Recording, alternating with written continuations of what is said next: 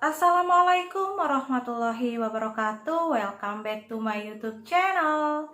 Kali ini aku akan menjelaskan mengenai analisis ANOVA 1 faktor atau one way ANOVA, sekaligus melakukan uji one way ANOVA menggunakan aplikasi SPSS.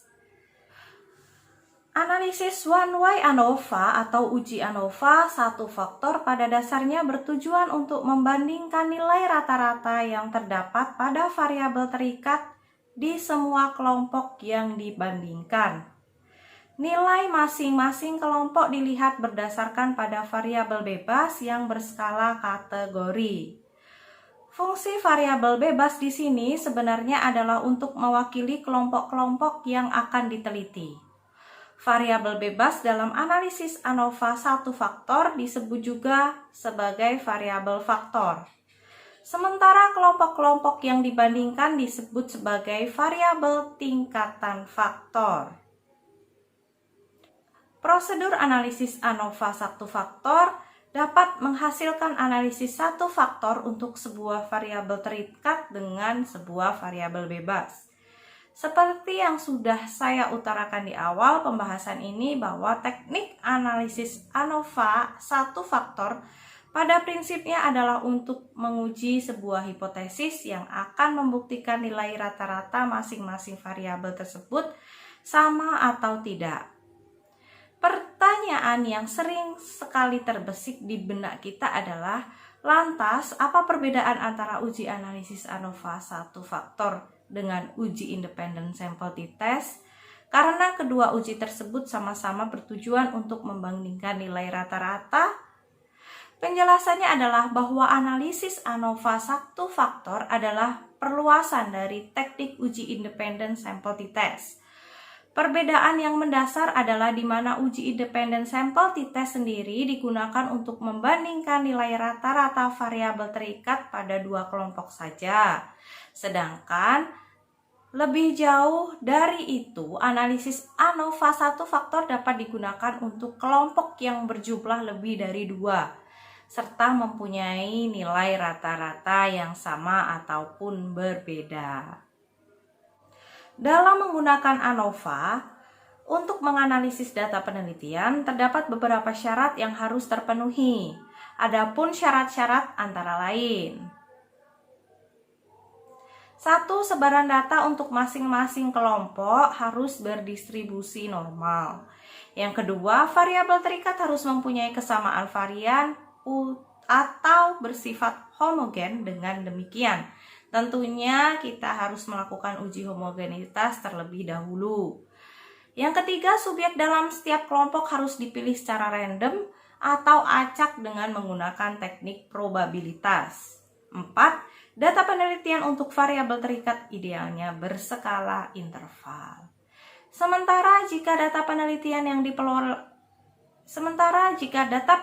yang diperoleh berskala ordinal, maka sebaiknya ditransformasi atau diubah menjadi skala interval terlebih dahulu.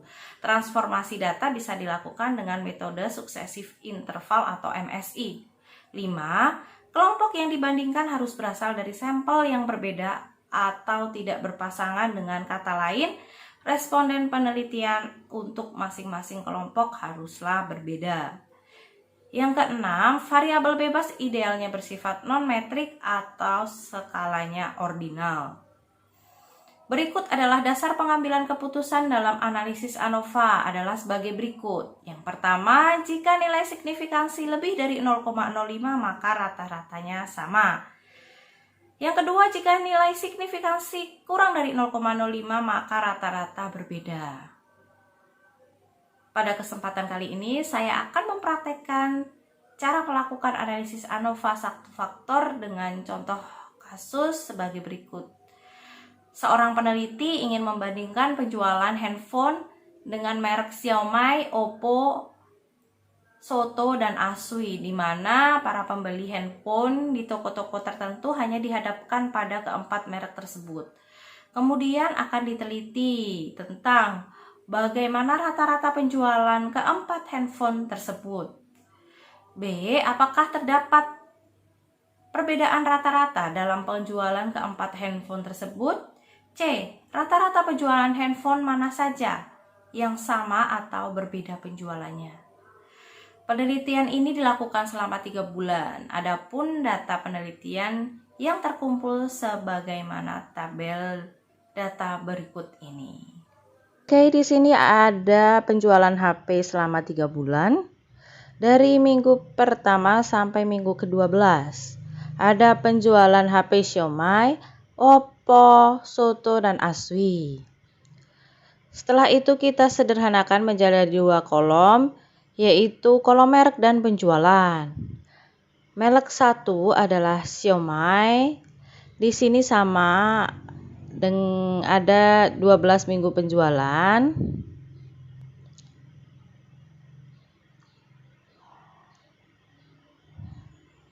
Penjualan Xiaomi, Oppo, Soto, dan Asui masing-masing ada 12 minggu ya, hanya saja kita sederhanakan menjadi 2 kolom. 1 adalah lambang untuk Xiaomi, 2 HP Oppo, 3 Soto, dan 4 Asui. Kemudian kita buka aplikasi SPSS. Klik variabel view. Di kolom name kita tuliskan label X dan Y. Kita ubah desimals menjadi 0. Kita tuliskan labelnya X untuk merek dan Y untuk penjualan.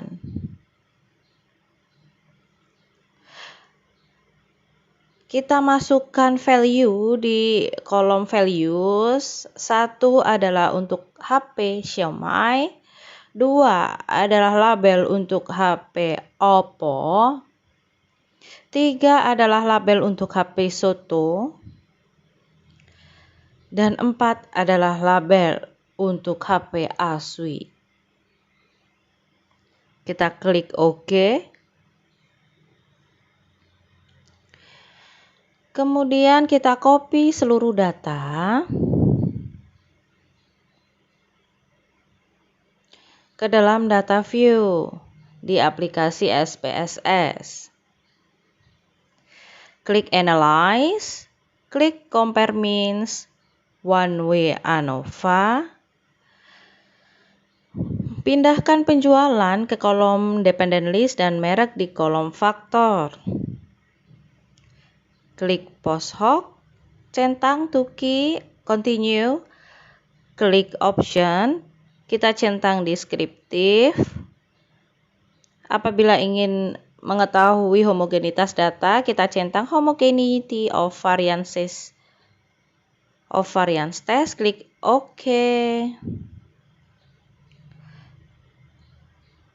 Kita sesuaikan ukurannya. Di sini sudah ada beberapa output yang muncul.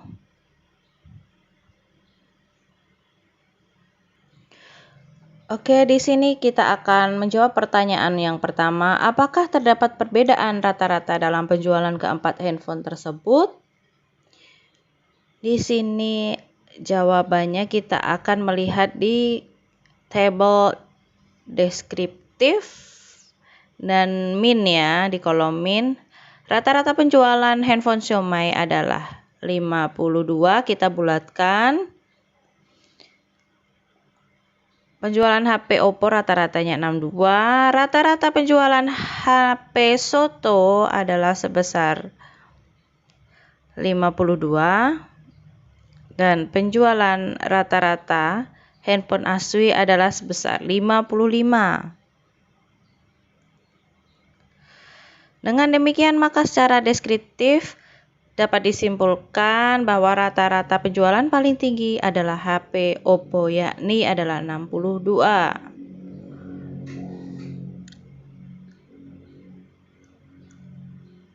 Kita akan menjawab pertanyaan selanjutnya. Apakah terdapat perbedaan rata-rata dalam penjualan keempat handphone tersebut? Dasar pengambilan keputusan dalam analisis ANOVA adalah jika nilai signifikansi lebih dari 0,05 maka rata-rata sama. Jika nilai signifikansi kurang dari 0,05 maka rata-rata berbeda. Berdasarkan output ANOVA Diketahui nilai signifikansi adalah sebesar 0,006 dan nilainya kurang dari 0,05 sehingga dapat disimpulkan bahwa rata-rata keempat penjualan merek handphone tersebut berbeda secara signifikan. Kemudian kita akan menjawab pertanyaan yang terakhir. Rata-rata penjualan handphone mana saja yang sama atau berbeda penjualannya? Kita dapat melihat post hoc test di tabel multiple comparisons. Pengujian Tukey adalah pengujian perbandingan jamak untuk menentukan apakah tiga rata-rata atau lebih berbeda secara signifikan dalam jumlah analisis varian. Berdasarkan tabel multiple comparisons, diketahui nilai signifikansi handphone Xiaomi dan Asus adalah sebesar 0,664 lebih dari 0,05, maka dapat disimpulkan bahwa penjualan handphone Xiaomi dan Asus adalah sama dan perbedaan rata-rata penjualan secara deskriptif antara kedua handphone tersebut tidaklah signifikan. Selanjutnya, untuk membandingkan kelompok yang lainnya dilakukan dengan cara yang sama sebagaimana cara tadi ya. Misalkan di sini ada HP Xiaomi dan Oppo, signifikansinya adalah 0,010. Maka dapat disimpulkan bahwa penjualan HP Xiaomi dan Oppo adalah berbeda rata-rata penjualannya karena nilainya kurang dari 0,05. Oke, demikianlah penjelasan dari saya. Semoga bermanfaat. Wassalamualaikum warahmatullahi wabarakatuh.